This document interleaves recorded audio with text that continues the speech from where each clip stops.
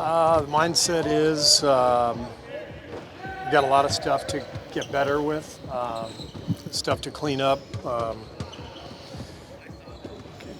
can't come in here and let your guard down, knowing what we're going to face in terms of their physicality, their force. They all talked about it. All their players, coaches after the game, the other night talked about being more physical and winning the rebound battle.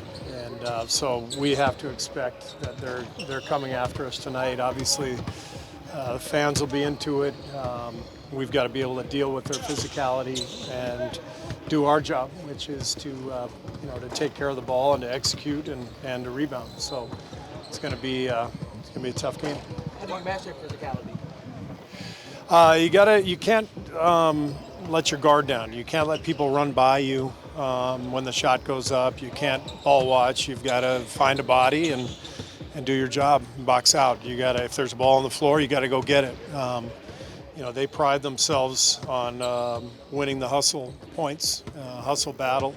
They've done that all year long, and that's if you can match that, if we can match that, and keep the possession game manageable, then we like our chances. But what we can't do is turn it over 6 or 7 more times than them, and give them 8 or 10 more offensive rebounds than we get, and all of a sudden they're getting 15 more field goal attempts on the road in a playoff game. That's a tough recipe. So we got to do better. To avoid early foul trouble again. Just got to stay solid with our fundamentals. No reaching. No silly fouls. Just do our best to stay in front without committing fouls. Simple as that. How much pent-up energy do you figure Draymond will have, given the way Game 1 unfolded? I think he got plenty of it out with his various media responsibilities over the last couple of days. So I think he's fine. Good. You guys have this dichotomy of these really young guys who've never really been in this position before, and then young guys that have won championships together. I'm wondering if you see a difference in the way that they approach sort of the emotion of being in these very meaningful games. I think the young guys look to the older guys for guidance, and so one of the things we talked about this morning was what to expect tonight. We've been in this situation a million times, and this will be the most physical game we play all year.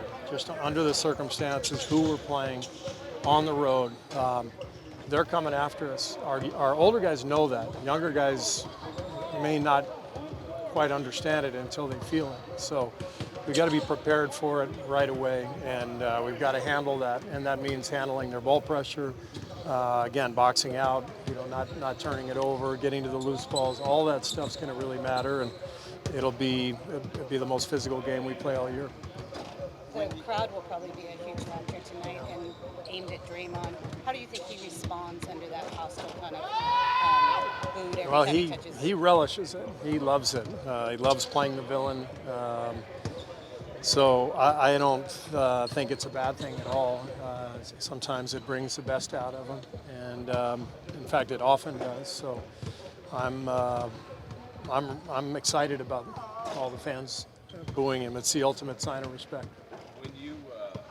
When Draymond was out for the second half, you went to Looney in his place, but you also went Poole over Payton. Just what went into that decision? Just knowing we were down 6, I guess, whatever it was, and needed to get off to a good start. And without Draymond, we just felt like the best way to get off to a good start was putting Jordan in the lineup.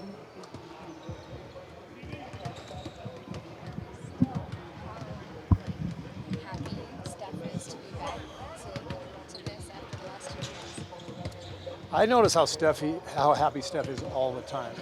It's one of the great aspects of Steph. He loves basketball. He loves life. He loves everything about what we do. But I do think that being back in the playoffs for all of us is exciting and fun, and we've missed it. And I know he's missed it probably more than anybody. He just thrives on playoff basketball, competition at the highest level, challenging his mind as well as his body and his skills. And so this is what Steph is all about. So he's thrilled to be back. What did you miss the most about it? I think just the preparation. You know, in the regular season, you go through the games and you have one day to prepare for a team, and you can't overload your own team with information. So you put together a brief scouting report, and then you play, and then you move on to the next one, and you do that 82 times, and then the playoffs start, and it's like a final exam. And so instead of an hour prep, you're studying every day. You're collaborating with the staff, with the team. The other team's doing the exact same thing. It's so much fun, it's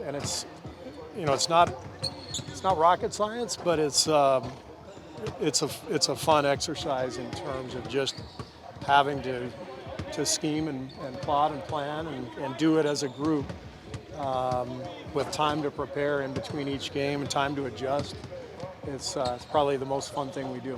Beyond all that preparation, how would you describe the adrenaline rush of a playoff game?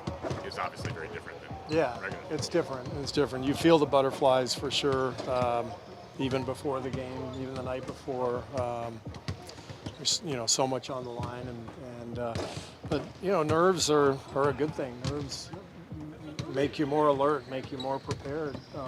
Sometimes in the regular season, you let your guard down a little bit because you've had 3 games in 4 nights and you're tired, and your execution isn't very good, and then the game finishes and you lament decisions you made as a coach. And so I think the playoffs force everybody, coaches and players, to be on top of their game. Steph joked yesterday that when he was 19, he was losing his university card every week. But you have Minga here, has strong composure on the big stage. I missed the first part. Steph jokes that when he was 19, he was missing his university card. When he was 19? Yeah. He couldn't find where his dorm was. Yeah, things like that. But then you have Minga, who's 19, and he's competing in the playoffs. Just what have you thought about his composure, being so young, and being able to match up against some of the big guys? You're talking about JK? Yeah. It's a great experience for him.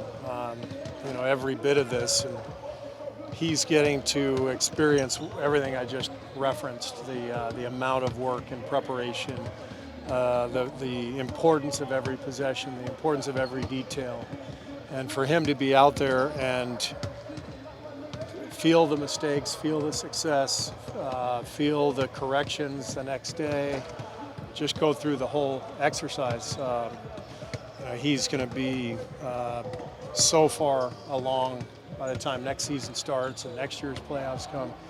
This will be old hat for him. But you got to go through it to really understand it.